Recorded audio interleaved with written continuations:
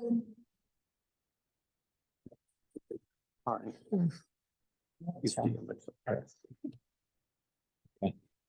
evening, everyone.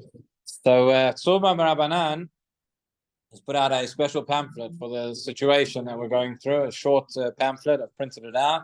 Don't have copies to give you, but if anybody is interested in receiving the PDF afterwards, please, I can send that on to you. But I thought we'll go through the sources and learn together. This pamphlet is entitled "Encouragement and Inspiration for Operation Iron Sword." Really looking at some of the classic traditional Jewish responses to these kind of situations, and talking about tefillah, tshuva, afdut, etc. Talking about what we should be doing and why we should be doing and how it works. So that's what I thought would be an appropriate material to cover together. One thing I'll say just before we start going through one thing the booklet does not cover is what has not always been a traditional Jewish response in this, which is to fight back. That sounds funny. But I think we need to. I've said this before, and I'll say it again. I think it's important, to recognize where we are, to recognize the fact that we are undergoing. There are so many people out there that want to destroy us. That is not new. That is not unusual in Jewish history. The fact that we have a state, we have an army, we're able to fight back. That so many people in this room have relatives, very, very close relatives that are out there in the field. That is something that has not been the case for the last 2,000 years. And that, of course, is the number one thing that we can do, that those who are able to are doing and should be doing. And that is a great mitzvah of pikuach nefesh, of saving Jewish lives, and we should remember that and recognize that. So, but those of us who are not on the front lines, which is why you're all sitting here, what should we be doing? So the booklet begins with the Rambam in Hilchot Ta'aniyot. Rambam at the beginning of Hilchot Ta'aniyot, which is a classic source for this time, and I'll just say maybe before I read it, the Rambam here talks about the mitzvah asay, positive commandment from the Torah to cry out in times of distress. There is a well-known machloket between the Rambam and the Ramban about the mitzvah of tefillah in general, but whether there is a mitzvah of tefillah from the Torah. According to the Rambam, there is a mitzvah minat Torah of tefillah every day.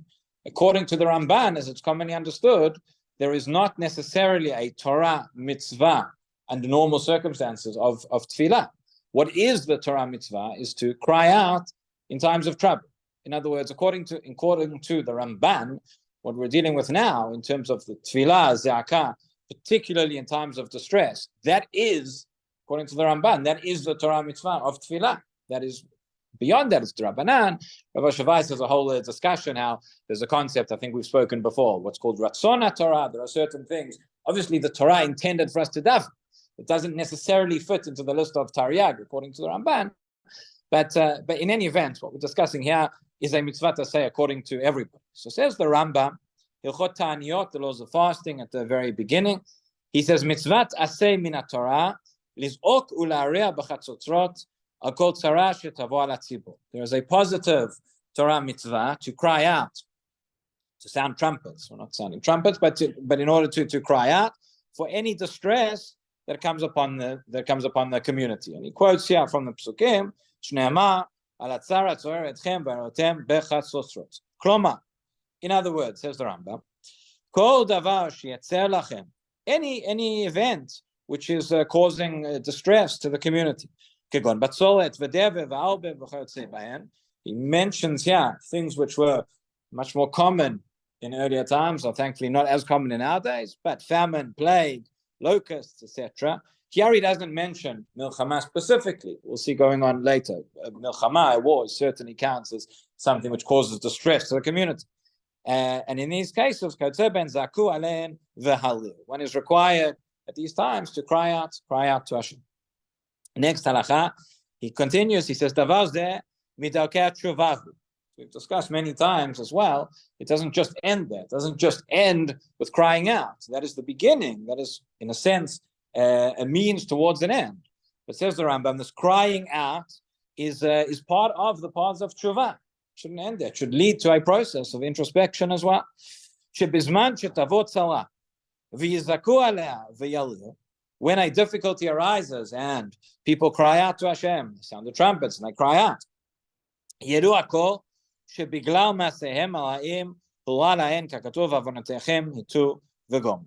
In other words, things are not coincidence, things are not happenstance in the world, and we have to think about, could there be deeper messages? Are there things that we should be doing differently that could lead towards a change? In other words, begins with zakah, begins with tefillah. Tefillah leads to tshuva as well. Those things together will help us to emerge from whatever difficulty we face. So those are the first two halachot that the Rambam writes in Hilchot Ta'aniyot. We skip to the second chapter, the third halacha, and over here he says, "Al atzarat sonei Israel ketzad." In other words, he goes through what are the different difficulties, what are the different distressing situations that may arise, about which this applies, and he talks about essentially a situation of war. So etc.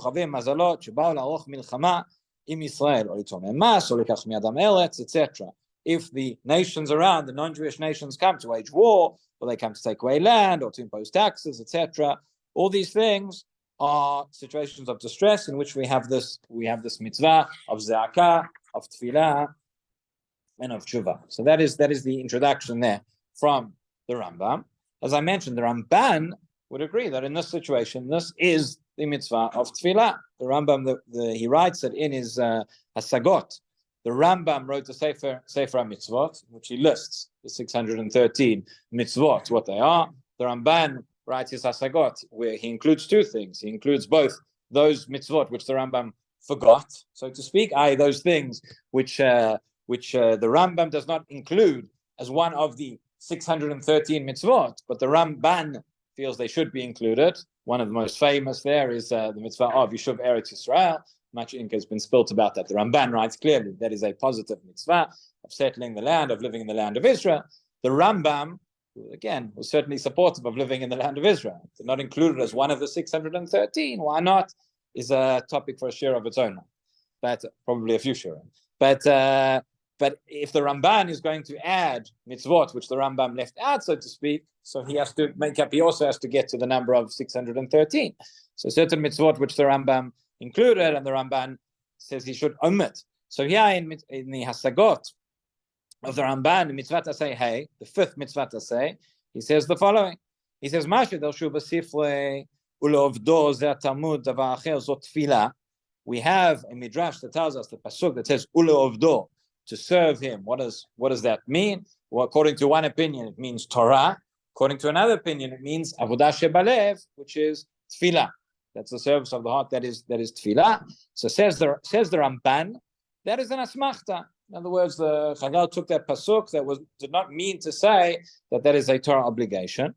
That's what he says. It says the mitzvah is the principle, part of avodah, that we should learn Torah, that we should dive into Hashem when be'eit hatzarot, times of distress, times of trouble.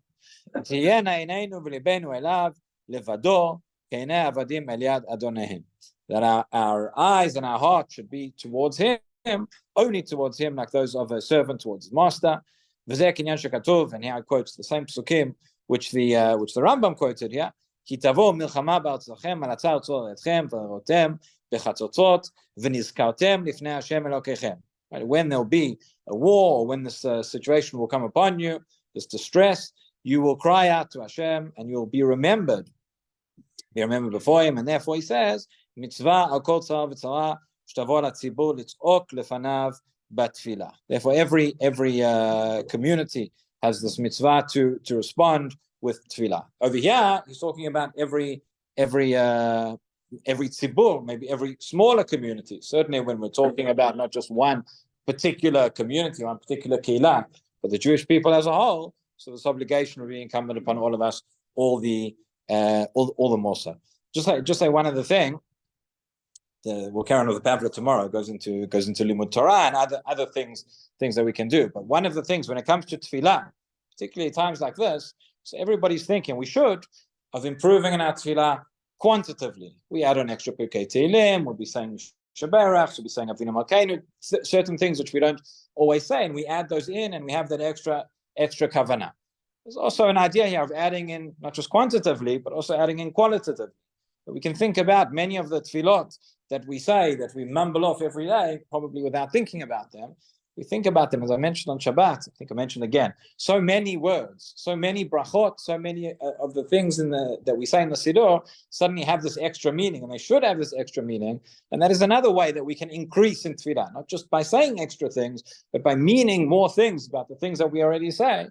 B'ezrat Hashem, those tefillot should all be accepted by HaKadosh Baruch Hu. Rabbi Chananya ben Akasha אומר שהקדוש ברוך הוא לזכות ישראל, לפיכך בא להם תורה ומצוות שנאמר אדוני חפץ למען צדקו, יגדיר תורה וידע.